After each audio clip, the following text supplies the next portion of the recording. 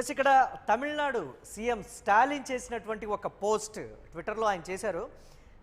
బిల్లుని తగలబెడుతున్నటువంటి ఆ ప్రతిని తగలబెడుతూ కూడా ఆయన చేసినటువంటి ట్వీట్. అలాగే దాని సారాంశం ఢిల్లీని తమిళనాడు ఓడించింది అనేటువంటి రీతిలో స్టాలిన్ చేసినటువంటి ఆ ట్వీట్. అలాగే డీలిమిటేషన్ బిల్లు వీగిపోవడంపై హర్షం వ్యక్తం చేస్తూ Tamil Nadu CM DMK chief Stalin ట్విట్టర్లో ఒక ఆసక్తికరమైనటువంటి పోస్ట్, అది మనం యూటీవీ స్క్రీన్ మీద ఎక్స్క్లూజివ్గా చూస్తున్నాం.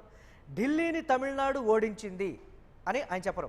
ఏప్రిల్ 23న ఢిల్లీ పొగరును దానికి మద్దతిస్తున్న బానిసలను ఓడిస్తామంటూ పేర్కొంటూ తమిళనాడు ఎన్నికల్లో ప్రత్యర్థులైన బీజేపీ ఏఐఏడీఎంకేకు పరోక్షంగా వార్నింగ్ ఇచ్చారు. ఆయన డీలిమిటేషన్ బిల్లు కాపీలను తగలబెడుతున్నటువంటి ఫోటోతో పాటు ఆయన పోస్ట్ షేర్ చేశారు.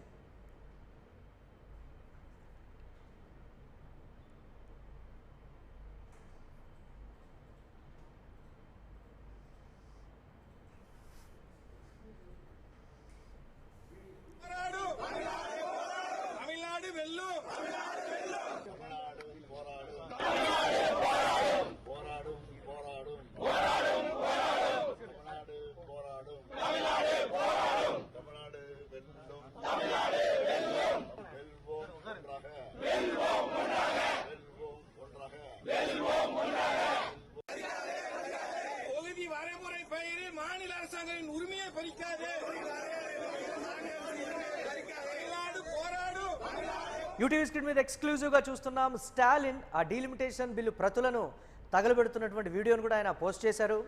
అయితే తమిళనాడు వ్యాప్తంగా ఈ బిల్లుని ఏ స్థాయిలో వ్యతిరేకిస్తున్నారో దీనికి సాక్ష్యం ఇది అంటూ కూడా ఈ వీడియోలో క్లియర్ కట్గా అర్థమవుతుంది. తమిళనాడు అంతా ఏకమైంది, ఢిల్లీని ఓడించింది, తమిళనాడు గొంతుకను మేము వినిపించాం అనేటువంటి మాట. తమిళనాడు గెలిచింది, మేము ఏదైతే అనుకున్నామో అది చేసి చూపించామంటూ కూడా స్టాలిన్ క్లియర్ కట్గా చెప్పడం జరిగింది. ఆ ప్రతులను తగలబెట్టడం అంటే అది అసలు మామూలు విషయం కాదు.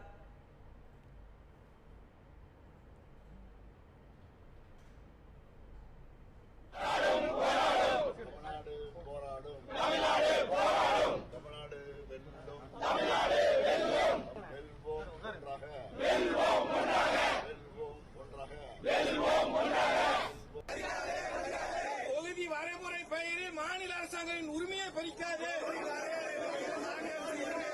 தமிழ்நாடு போராடும், தமிழ்நாடு வெல்லும். రైట్, ఇక డీలిమిటేషన్ బిల్లు వెనక్కు తీసుకుంది. ఈ నేపథ్యంలో కేంద్రానికి ఇది ఒక బిగ్ షాక్ అని చెప్పాలి. మహిళా రిజర్వేషన్లకు ఉద్దేశించినటువంటి 131వ రాజ్యాంగ సవరణ బిల్లు వీగిపోవడం, దీంతో డీలిమిటేషన్ యూటీ చట్ట సవరణ బిల్లును వెనక్కు తీసుకుంటున్నట్లుగా కేంద్ర మంత్రి కిరణ్ రిజిజు ప్రకటించారు. ఈ పరిణామం ఎన్డీఏకు బిగ్ షాక్ లాంటిదని విశ్లేషకులు అయితే అభిప్రాయపడుతున్నటువంటి పరిస్థితి. విపక్షాలు ఏకతాటిపైకి రావడం ఆశ్చర్యానికి గురి చేసిందని కూడా పేర్కొంటున్నారు. విపక్షాల అభ్యంతరాలను నివృత్తి చేయడంలో కేంద్రం విఫలమైందని కూడా ఈ నేపథ్యంలో అభిప్రాయాలు అయితే వ్యక్తమవుతున్నాయి. దేశవ్యాప్తంగా ఉన్నటువంటి బీజేపీ వ్యతిరేక పార్టీలన్నీ కూడా ఈ సందర్భంగా పార్లమెంట్ వేదికగా ఒక్కటవటం భారతీయ జనతా పార్టీని షాక్ గురి చేసిందనే చెప్పాలి. గతంలో అంటే అధికారంలోకి వచ్చిన తర్వాత, భారతీయ జనతా పార్టీ కేంద్రంలో అధికారంలోకి వచ్చిన తర్వాత ఏ బిల్లు విషయంలో కూడా ఇలా జరగలేదు. ఒక బిల్లు ప్రవేశపెట్టిన తర్వాత అది వీగిపోవడం, తర్వాత మిగతా బిల్లులను ప్రవేశపెట్టకుండానే కేంద్రం వెనక్కు తీసుకోవడం, దీనికి సంబంధించి Bharatiya Janata party downfall start అయింది అనేటువంటి మాట చెప్తున్నారు. రెట్టించినటువంటి ఉత్సాహంతో ఈ 5 రాష్ట్రాల ఎన్నికలకు సంబంధించి